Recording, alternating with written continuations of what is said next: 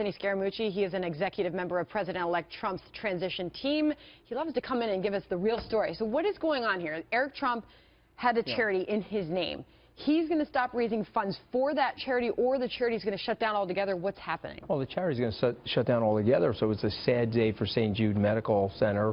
It's a sad day for charitable giving in that way. And so, unfortunately, what's happening in our society now is that we're very polarized politically, and we've got accusations of mudslinging going on both sides. And so Eric is doing the appropriate thing here, getting ahead of this thing proactively before his father becomes the president. But let me stop you there, because some people are going to say that he's not actually getting ahead of it, that there may have actually been something more there. I watched Jim's report, and so I really don't think there's anything more there. I think what happened is pre-presidency, come on a bear hunt with me and my brother, pre-presidency, have lunch coffee with my sister, who wouldn't want to have coffee with Ivanka Trump. Because that's really what raised the scrutiny of all of this. Yeah, but all that stuff was happening, totally acceptable. Donald J. Trump as a business person, but now that he's going to be in the American presidency, the legal team's coming in there and really has to ring fence and shut down these efforts. And so for me, Sandra, and you and I know each other a long time, it is a sad day because Eric Trump has been at the bedside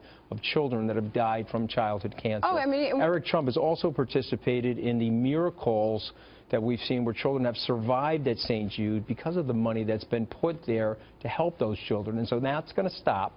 And it's going to stop for those children because of the politicization, or the politicization, or however you want to say it, of the system. And so it's a sad day. Okay, and we have heard from his friends, people close to him, said it pains him to do this. He's been raising money. He's a phenomenal guy. For this charity I've told my children, may they have the arrogance of the Trump children, which is zero arrogance. What did you make to the comparison to the Clinton Foundation? Yeah, it's unfair. We all know it's unfair, and I don't want to channel Kellyanne Conway, but you have to think about the Clinton Foundation. You had 94% of it raised. It didn't go anywhere. 6% of it went out. He did a 98.2% drive-through to the St. Jude Medical Center. By the way, so we're talking about the Eric Trump Foundation being compared to. What about the Trump Foundation itself? Where does that stand? You know, I don't know super amounts about the Trump Foundation, but my guess is, knowing Don McGahn as well as I do, and knowing the president-elect as well as I do, they want to give the appearance of no impropriety whatsoever.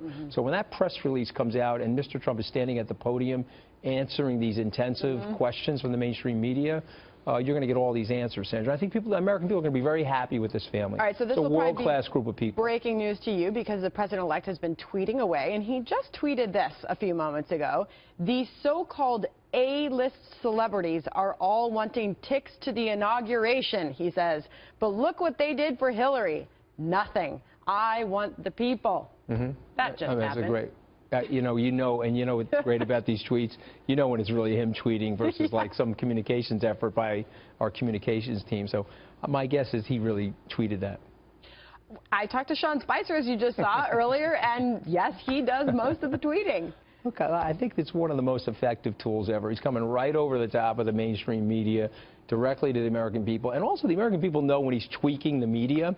And so when he says things, and I've said this before, Kellyanne has said it, he says things symbolically that really the supporters love, and the mainstream media takes literally, and they go crazy. Want to go to his, I'm trying to figure out who that might be. I don't know. Well, one of them was probably Andrea Bocelli, right? You know, I think that it's a big backlash. I really think that the message for everybody is unification. He's going to be our president, and he's doing a phenomenal job of trying to bring the country together.